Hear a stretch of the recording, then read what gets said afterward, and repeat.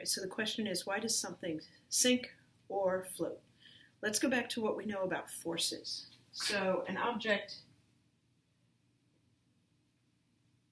with a net downward force is going to accelerate down.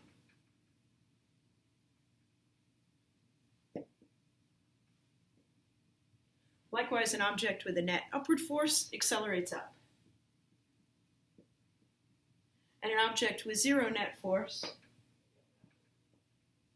doesn't accelerate. So it's either at rest or at constant velocity. So these are the three scenarios. Now let's put things underwater. Same rules still apply.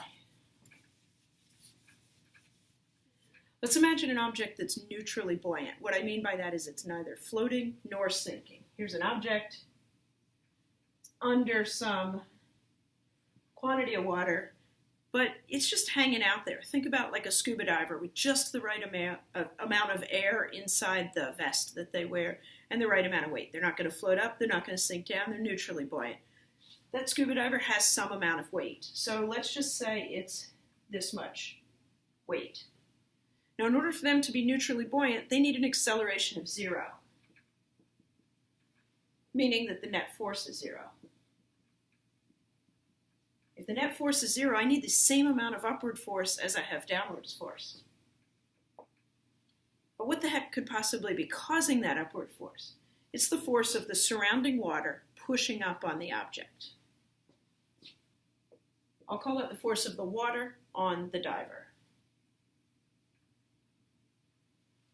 This is an object that is neutrally buoyant, neither floating nor sinking. Now in the homework, I ask you to compare objects that sink to the bottom and remain on the bottom, objects that float to the surface and are either partially, mostly submerged, or sitting somewhat out of the water. In all these cases, though, these objects are at rest. So you need to have a net force of 0 in each. So the key to figuring out buoyant forces is to apply exactly what you already know about forces. If the net force is 0, the object is either at rest or moving at a constant velocity. If the net force is 0, the downward forces need to be balanced out by upwards forces. There you go. Give the homework a shot, and good luck.